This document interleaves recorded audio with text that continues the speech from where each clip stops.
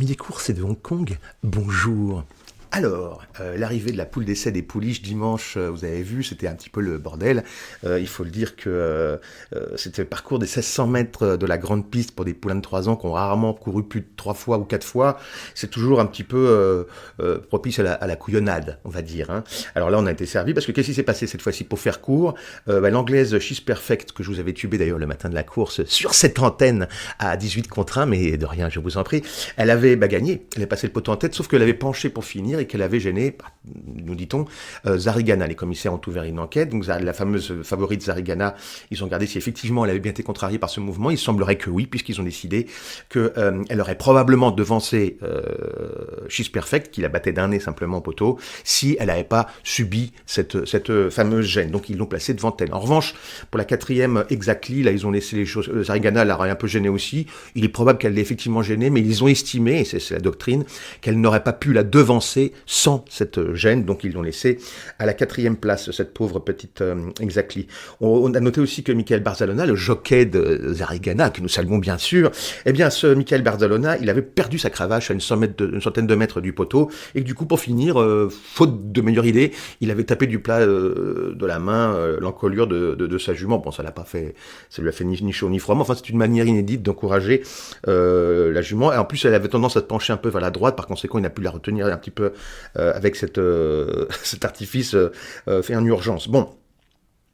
Donc, pour couronner tout ça, une fois qu'ils ont pris cette décision, les commissaires, ils ont mis 4 jours à Kieran Schumacher, le malheureux jockey de She's Perfect, et puis Barzalona 2 jours, parce que, ma foi, c'était moins grave. Voilà, hein, on va dire ça comme ça. Et donc c'est quasiment rien pour des gènes quand même qui ont modifié, qui ont nécessité la modification d'une arrivée de classique. Un classique, je vous rappelle que c'est une course qu'on peut pas gagner, il n'y a pas de deuxième test. Hein. Soit vous la gagnez à 3 ans, soit après c'est fini.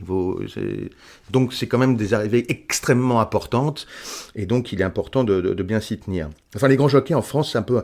les grands jockeys, un peu comme les grands entraîneurs, c'est un peu les rois de la cité. Vous voyez, c'est Kevin et Matteo qui font du rodéo. Il y a toutes les excuses sont bonnes, il n'y a jamais de problème. La semaine dernière, ces grands jockeys ont boycotté la fin de la réunion à Compiègne au prétexte que la piste avait été un peu glissante. Bon, très bien, ok. Donc ça fait quand même 4 courses qui n'ont pas pu être disputées, qu'on va redisputer un autre jour. On ne sait pas comment ça va se passer, c'est un petit peu compliqué. Dimanche, donc, ils tonitruent à l'arrivée d'un groupe 1, comme on vient de le voir. Quand ils ne règlent pas leur compte dans les pelotons, aux dépens de ceux qui leur font confiance, ils n'ont pas le choix, c'est les propriétaires et les parieurs. Donc c'est un petit peu embêtant.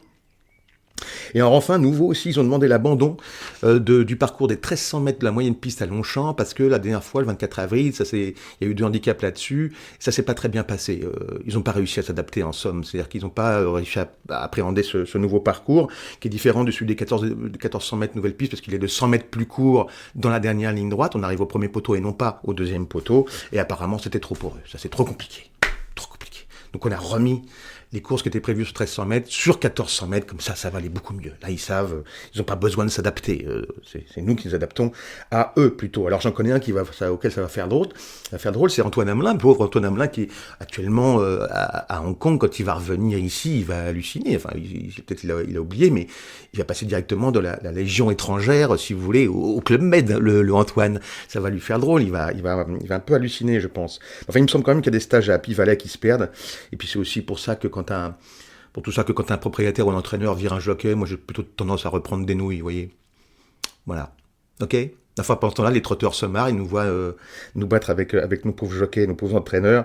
Et puis un jour, il n'y aura plus de parieurs, plus de propriétaires, puis on verra bien ce qui restera à gratter pour tous ces gens-là. Hein. Allez, à la revoyure.